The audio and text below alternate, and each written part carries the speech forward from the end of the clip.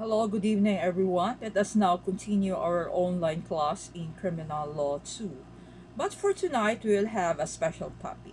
We will discuss the possible violations that may be committed during this time that the government has imposed a stay-at-home order.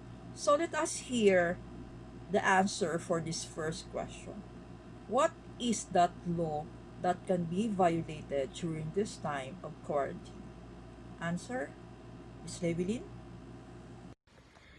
If a citizen violates a quarantine order, he will violate Section 9 Prohibited Acts of RA 11332, which is the mandatory reporting of notifiable diseases and health events of Public Health Concern Act. So stay safe and stay at home. What are the prohibited acts under Section 9 of RA 11332? The prohibited acts are as follows. Section 9 of the said act provides, letter A, unauthorized disclosure of private and confidential information pertaining to a patient's medical condition or treatment. Ibig sabihin, ipinagbabawal ang hindi otorisado na pagsisiwalat ng pribado at konfidensyal na impormasyon ukol sa medikal na kondisyon at pagpapagamot ng isang pasyente. Another prohibited act provided under Section 9 of RA 11332 is that the tampering of record or intentionally providing misinformation. Ibig sabihin, pinagbabawal din ang pag-ulit sa record ng isang pasyente o pagbigay ng maling impormasyon. So be honest, stay safe, stay at home. What if you have not disclosed your travel history, your medical record history, and then you are infected with the virus? What is that law that you have violated? Please explain.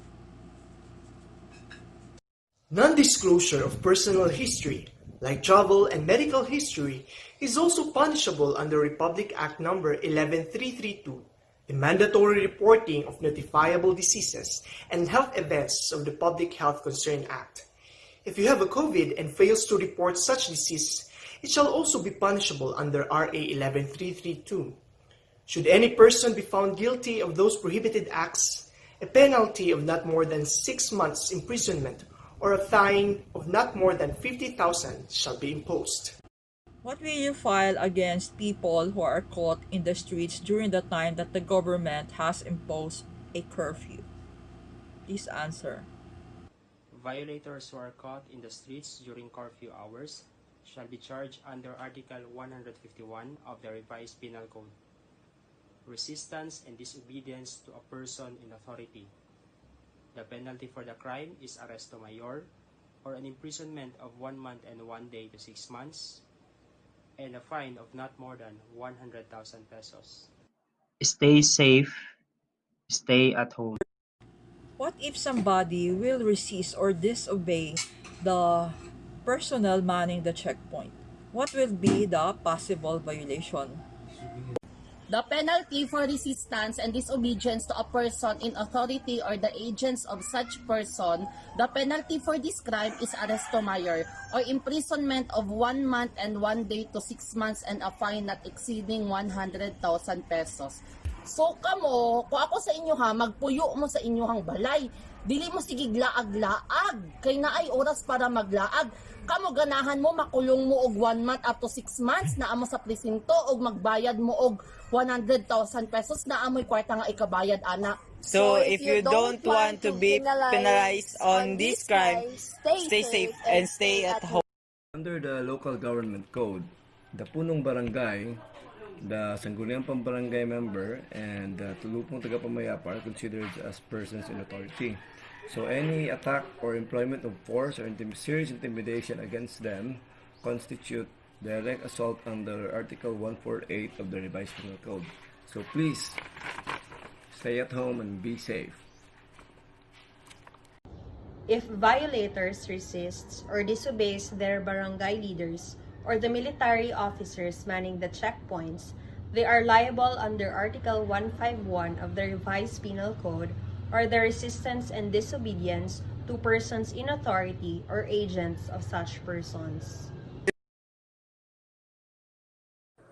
During quarantine order are If the violator attacks, employs force, seriously intimidates, or seriously resists any person in authority or his agent while engaged in the performance of official duties or on the occasion thereof, knowing him to be such, will be liable under Article 148 of the Revised Penal Code for direct assault.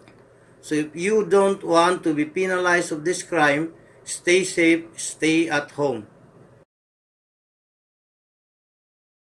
Yes, attorney, the penalties in violation of the said Section 9 will be a fine of not less than 20,000 pesos but not more than 50,000 pesos, or imprisonment of not less than 1 month but not. What if somebody will resist or disobey the personnel manning the checkpoint? What will be the possible violation?